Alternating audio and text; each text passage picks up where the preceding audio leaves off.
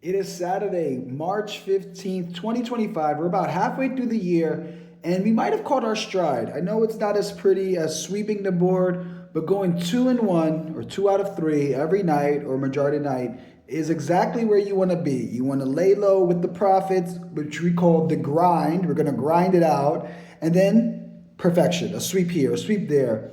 If you could get up a unit a day, then you're up 30 units a month. It's simple math here. It's just not as glorious as parlays or big risky bets.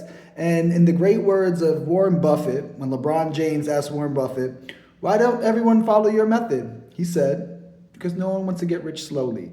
But here at the grind, we're okay with that because this is secondary income that we're just banking and we'll use it for a rainy day. Last night we did it again, 2-1, almost had the sweep. I feel like I say this every single day. Let's go over those picks before I give you my 3 locks for today. So we had, oh, sorry, this did an update for me. There we go. We had Darius Garland under 27.5 PR. We cashed that. I think he had maybe around 23, 24 PR. Kel'el Ware under 16.5 PR, which is probably my best bet. It just so happened to be his first game or second game coming off the bench. He didn't really play many minutes. Ineffective. Easiest money we've made all month. And then my last pick, Dylan Brooks. We needed 14 points. He finishes with 12 because he's a POS and we hate him.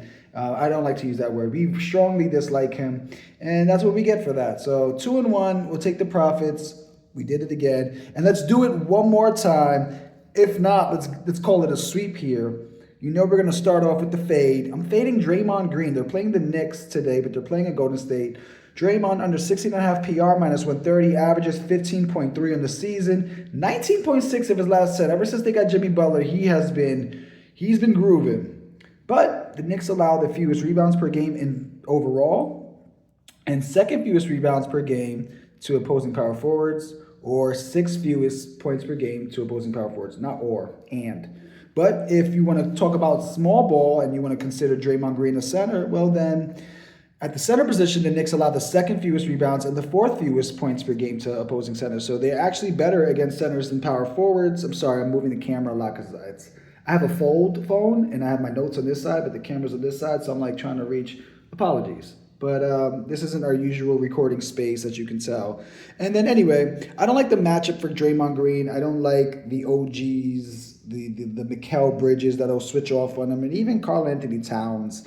They're just the size, the length, and their ability to move their feet well diagonally on defense just doesn't play out for a guy like Draymond, who is a subpar offensive player. He might get a lot of assists today, but the rebounds will be hard. There'll be battles down on the board between the longer players who are a little bit quicker. Second pick, my second fade. Actually, I lied. This isn't this. I actually only have one fade, 2 overs.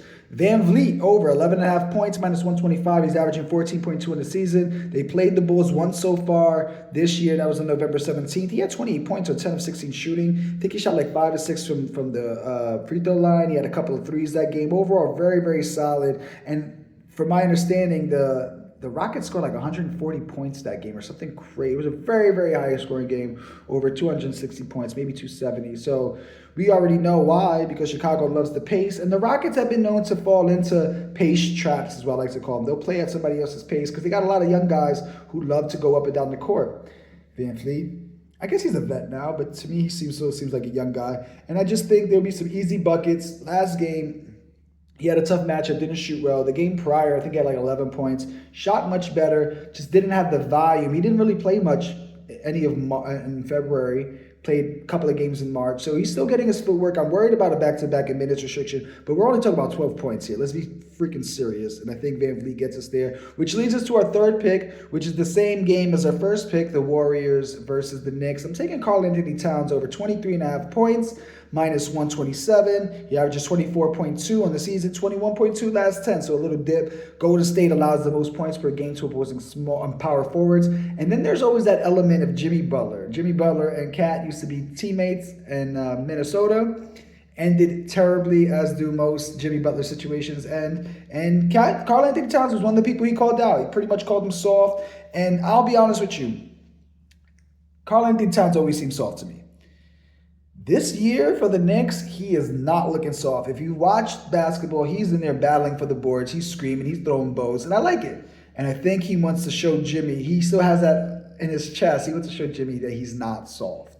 Those are my three picks today. Yesterday, after the video, I did post a parlay to the Twitter, and it won. It was originally like a plus 500.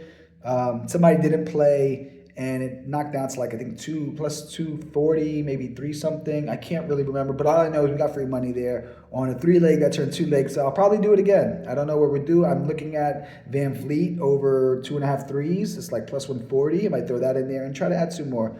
Best of luck today. Let's get that money.